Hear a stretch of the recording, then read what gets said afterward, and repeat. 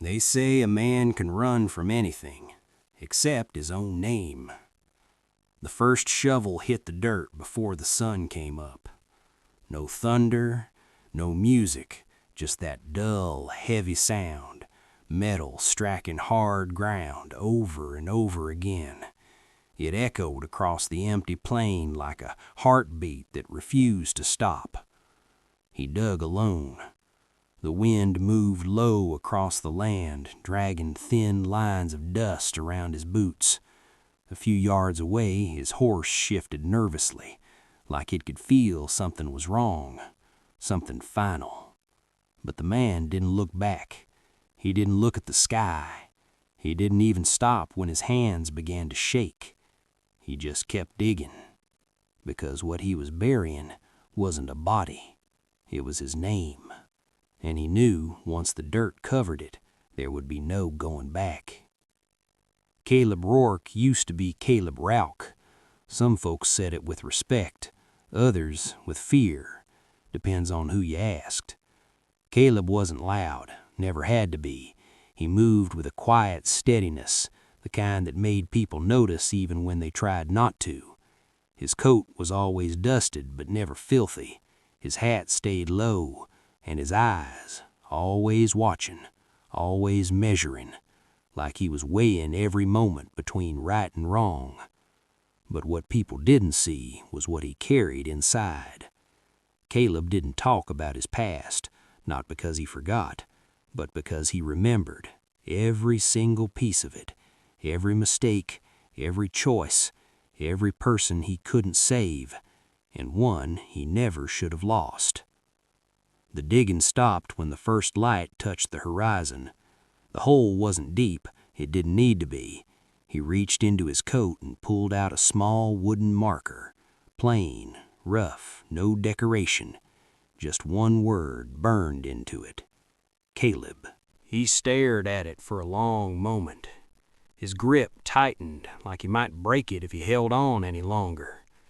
Then, slowly, carefully, he placed it into the ground, covered it, and stood there as the wind erased his footprints.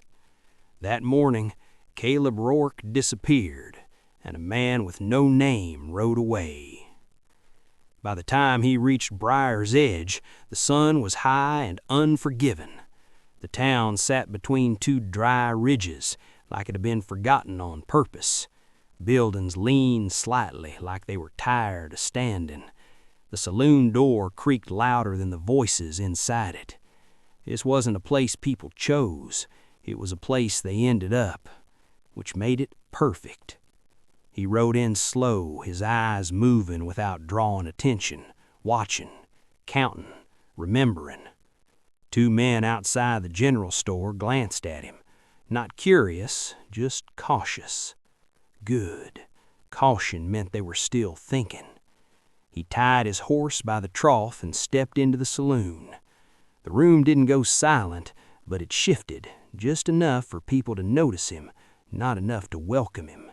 He didn't mind. He walked to the bar, placed a coin down, and said one word: whiskey. The bartender, a broad man with tired eyes, poured it without asking anything else. That told him everything he needed to know about this town. You don't ask questions unless you're ready for trouble to answer. He took a slow sip. The burn settled in his chest. Not peace, but control. Passing through? The bartender asked quietly. The man paused, then gave a small shake of his head. Staying a while. The bartender nodded like he'd heard that before. Most who said it didn't mean it, but something about this man felt different. Days passed. The man without a name kept to himself. He fixed a broken fence just outside town, helped unload heavy crates without being asked, calmed a wild horse that had nearly thrown 3 men off. He never asked for payment, never waited for thanks, just moved on. And people noticed, not loudly, just quietly, like how Treble seemed to step aside when he was nearby, or how he always chose a seat where he could see every door, or how his eyes never really rested. Then there was the girl. Her name was Elsie. 9 years old, maybe. Small, thin, always holding a tin cup that looked too big for her hands. Every morning she sat outside the bakery watching people pass, not begging, not calling out, just watching, like she was waiting for something she couldn't explain. One afternoon he stopped, not because he planned to, but because she was staring at him. Not afraid, not curious, just steady. "You lost?" he asked.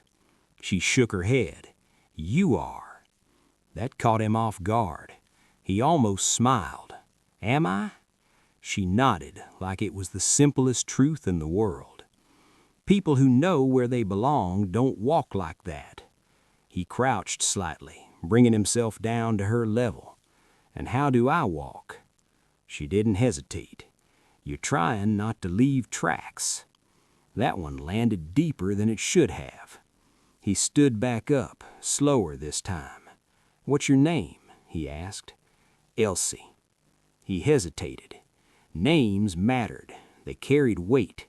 But he didn't have one anymore. So he said nothing. And somehow that silence told her everything. After that, she started following him sometimes. Not too close, not enough to bother him, just close enough to feel safe. He never told her to stop, never told her to stay either. But for the first time in a long while, he didn't feel alone. Trouble didn't arrive all at once. It never does. It started with a feeling, like the air itself had changed. Then came the riders. They rode in one evening, kicking up dust like they owned the ground beneath them. Their leader, Duggan Pike, a man with a smile that never reached his eyes. Men like him didn't belong anywhere. They moved from place to place, taking what they wanted, leaving fear behind them. Briar's Edge didn't have much, but it had enough. The first night they drank. The second night they took. By the third, they started deciding who got to keep what was left. And the town folded quietly. Except for one man. The one with no name. He watched, measured, waited. Because rushing into a fight isn't courage, it's a mistake. But when Dugan shoved the old baker into the dirt and laughed like it meant nothing, something inside him shifted. Elsie saw it. "You're gonna do something," she said that night. He sat near the stable, a lantern swaying above him, casting long shadows. He ran a blade along a whetstone, slow, steady. "Maybe." "You said you weren't staying long." He glanced at her. "Plans change." She stepped closer. "People get hurt when plans change." His jaw tightened. "You should stay inside tomorrow." "Why?" "Because I asked you to." She frowned. "That's not a reason." He looked away. Because the truth was, he didn't know how to explain it. How do you tell someone you've spent your whole life running from who you are, only to realize you might have to become that person again? The next day came heavy, like the sky itself was holding its breath. Dugan and his men stood in the center of town, loud, careless. One of them kicked over a crate just to hear it break. No one stopped them. Until Boots stepped into the dust. Calm, steady, eyes forward. "You're done," he said. Dugan turned slowly, amused. "Done with what?" "Being here." A few men laughed. Dugan stepped closer. "And who's gonna make us leave?" Silence. Wind. A moment that stretched just a little too long. Then, I am. And just like that, everything changed. Not the town, not the sky, him. Because for the first time since that morning, he wasn't running. The fight came fast. Dust exploded into the air. Fists collided. Gunshots cracked like splitting wood. People watched from doorways, frozen. The man moved with control. Not wild, not angry. Every step, every strike, measured. Like he'd done this before. Because he had. Dugan hadn't. And that's why he fell. It ended with him on his knees, blood mixing with dirt. That smile finally gone. You should have stayed gone. Dugan spat. The man said nothing. Because part of him knew. That was true. Trouble follows names. And he had just stepped back into his. By sunset, the riders were gone. The town stood quiet again. Not broken, but different. That night, people gathered outside the saloon. No music, no cheering, just presence. The bartender raised a glass. "We don't know your name," he said, "but we know what you did." Soft voices agreed.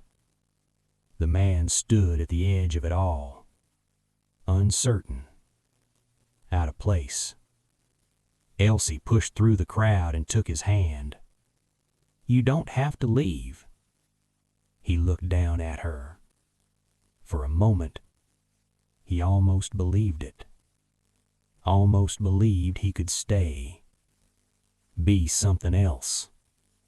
Something better. But the past doesn't disappear just because you want it to. And names, they always come back. "I already did," he said softly.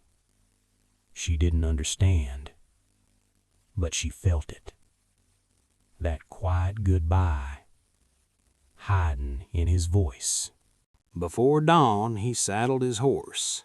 No noise, no words, just like before. But this time he paused. He looked back at the town, at the place that almost gave him something he thought he'd lost forever. Then he reached into his coat and pulled out something small.